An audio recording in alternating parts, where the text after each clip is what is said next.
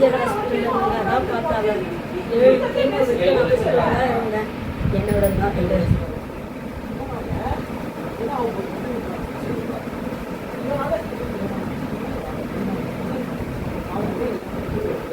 என்னோட ஸ்கேனை வாங்கி அவர் பார்த்துருந்தா இன்னைக்கு நான் இந்த நிலைமை கிடையாது. அவரும் எனக்கு விரோதி கிடையாது, நானும் அவருக்கு விரோதி கிடையாது. அவர் டாக்டர் தன் கடமையை இழந்துட்டார். அவர் இழந்ததுனால இன்னைக்கு நான் பாதிக்கப்பட்டு இருக்கிறேன். இது ஒரு தாயா என் மகனுக்கு வந்து தாய் மேலே பாசம் அதிகம் இருக்கிறதுனால அவனுக்கு எனக்கு என்ன தோணுச்சுன்னு தெரியல, தப்பான வழிக்கு போயிட்டான். அது வந்து இந்த அரசாங்கம் தான் வந்து என் பையனை வந்து அப்படியே இந்த மன்னிப்போடு கேட்டுக்கிறேன். நான் நல்லபடியே என் பையனை கொடுத்துருக்கேன். அவனுக்கு அதே ஹாஸ்பிட்டலில் தான் நான் கொஞ்சம் பண்ண போகிறேன். நான் வெளியே எங்கேயும் பண்ண விரும்புகிறேன். ஏன்னா ஃபுல்லாக என் பையனுக்கு அங்கே தான் ட்ரீட்மெண்ட் பார்த்துட்டு இருக்கேன். இப்படி பண்ண காரணத்துக்காக தான் நான் ஹாஸ்பிட்டலுக்கு நான் வரல. வேறு ஒன்று காரணமும் எனக்கு கிடையாது. இப்போவும் சொல்கிறேன், எந்த எனக்கு வர கிடையாது. ஒரே டாக்டர் நான் அவங்காரத்தில் பேசுகிறது தான் வந்து வேறு எதுவுமே அந்த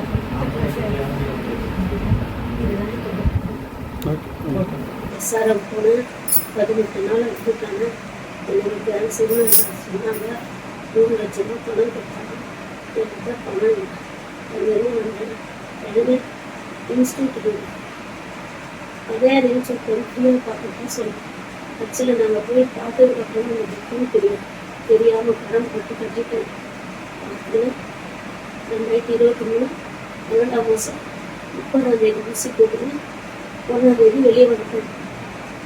அதுக்கப்புறம் ஜனவரி 10ஆம் தேதி கலைஞர் நூற்றாண்டு இன்ஸ்டியூட் ஹாஸ்பிட்டலுக்கு போனேன்.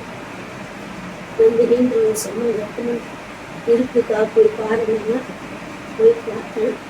பாலாஜின்றவங்க படிக்கிறது எனக்கு இந்த மாதிரி இருக்குது சார். அதுக்கப்புறம் எல்லாரும் சேர்ந்தே போட்டுக்கிறாங்க அப்படின்னு கேட்டாங்க. நான் இங்கேயே பார்த்துக்கிறேன் சார். வேலை வச்சு வாங்கிவாங்க போயிட்டு நாங்கள் லெட்ரு கொடுங்க சார். நீ போய் கேள்வாங்க தருவாங்க. திருப்பி கலைஞர் ஹாஸ்பிட்டல் போடும். அந்த டாக்டரை கையெழுத்து போட சார். இந்த டாக்டர் டக்குனே கையெழுத்து கொடுத்தாங்க. பாலாஜி சார் சொன்னேன் சார், இந்த கையெழுத்து கொள்ளணும் எழுத வச்சு தரமாட்டாங்க அப்படின்னு. திருப்பி 2ஆவது வந்து கையெழுத்து கொடுத்து திருப்பி அடையாள வச்சு போய் அந்த முழு வச்சு அதை நீங்கள் படிச்சுட்டு வீட்டுக்கு வரும்போது 14ஆம் தேதி அட்மிட் ஆகும் அப்படின்னா சார் அன்றைக்கி கவர்மெண்ட் போய் அப்படின்னா அதெல்லாம் ஒன்றியலாம் நீ வாங்க போகணும். 14, 15, 16, 17 ஊசிக்கு வீட்டுக்கு அனுப்பிச்சார். அது 2ஆவது ஊசி. எனக்கு மொத்தம் 4 ஊசி கலைஞர் ஹாஸ்பிட்டலில் போடணும். எனக்கும் என்னோட நுரையீரல் நல்லா இருந்தது. நான் ஒரு ஸ்கேன் எடுத்துக்கிட்டேன். 5ஆம் மாதத்தில் அந்த நுரையீரல் நல்லா இருக்கிறது இருக்கு. அதுக்கப்புறம் 6ஆவது ஊசி போடணும். நான் சொல்லுவேன், காலெல்லாம் வலிக்குது சார், மூச்சு வாங்குது சார், பேச முடியல, நடுக்கணும் சார். நோட்டை தூக்கி கூப்பிட்டேன். நான் டாக்டரா நீ டாக்டரா, நீ ஏன் எழுதியும் அப்படின்னு கேட்பார் அவர். என்ன நான் வேற எதுவுமே பேசணும் ரொம்ப எழுதுனேன். ஸ்கேன் எழுதினேன். ஸ்கேன் எடுக்கும்போது நம்ம ஸ்கேன் எடுக்கும் எழுதி தருவார். அந்த ஸ்கேனை வாங்கி கூட பார்க்கணும், பார்க்க மாட்டார் அவர். நிறைய இதெல்லாம் போயிட்டு இருக்குது போல. அதுக்கப்புறம் தான் ரொம்ப என்னால் முடியாமல் போயிடுச்சு. ஒரு ஊசிக்காங்க என்னால் முடியாமல் இருந்துச்சு. அப்புறம் தான் வந்து ஒரு 45 நாள் கலைஞர் ஹாஸ்பிட்டலே அட்மிட் ஆகி ஒரு ட்ரீட்மெண்ட்டும் எனக்கு சரியில்லை. கேட்டதுக்கு இங்கே நுரையீரல் டாக்டர் இல்லாமல் செந்தில் சார் சொல்லுங்கள்.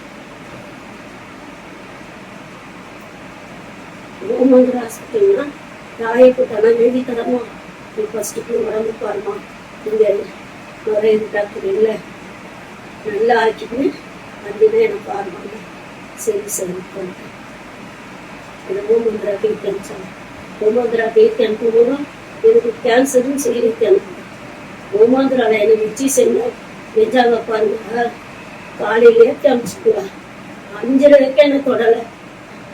அவங்களுக்குள்ளே போட்டுக்கிறாங்க. கேன்சர் பேஷண்ட்டை ஏமாற்றி அனுப்பிச்சாங்க. சொல்லணும்ல, உங்களுக்கு இந்த நோயின்னு சொல்லணும்ல, எப்படி அனுப்பலாம் அப்படின்ட்டு நான் என்ன பண்ணேன். 18 நாள் 9 நாள் சரி நான் வீட்டுக்கு அனுப்பிச்சிடுவேன், நான் ப்ரைவேட்டில் பார்த்துக்கிறேன், கொஞ்சம் உயிராக முடிஞ்சோம் அப்படின்ட்டு வீட்டுக்கு வந்து எனக்கு முத்தார் கொண்ட முருகன் பக்கத்தில் இருக்குதுன்னு சொல்லி என்னை போனால் நல்லா அழகாக இருக்கும்.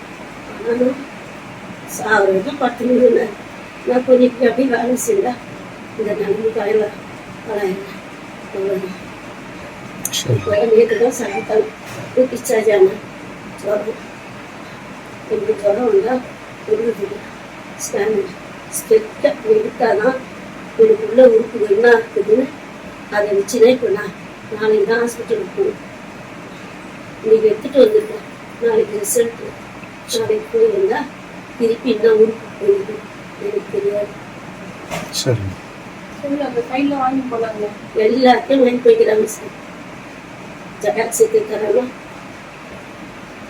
அப்படி இன்னைக்கு போயிருக்காங்க. என் பெரிய பையனே எடுத்துட்டு போயிருக்காங்க. என் பெரிய பையனுக்கு 2022 வயசுல ராஜீவ்காந்தி ஹாஸ்பிட்டலில் ட்ரீட்மெண்ட் பார்த்துருக்கேன். நான் இதில் பார்க்குறேன்னுட்டு நல்லா பார்க்குறாங்க. வைக்குமா இதில் பார்த்துக்கணும், நான் தான் மாற்றணும். அவருக்கு உடம்பு சரியில்லை, ஹாஸ்பிட்டல் பிரச்சனை, அஞ்சு பண்ணணும், ஃபிக்ஸ் வந்து அதனால யாரும் வேலைக்கு இருக்கணும். அதனால எனக்கு 10 நாள் சபிக்காலேருந்து பார்த்தேன். பாத்ரூம்லாம் வந்து குடிச்சிட்டு இருக்கணும். இதை கட்டி பிழைக்கிறதுக்கு கஷ்டம் பேசினாங்க. அங்கே ஏன் சாகணும். வீட்டுக்கு வரேன். நைட்டு 10 மணிக்கு டிஸ்சார்ஜ் ஆகி வீட்டுக்கு வந்தேன். அந்த மன அழுத்தமான தெரியல.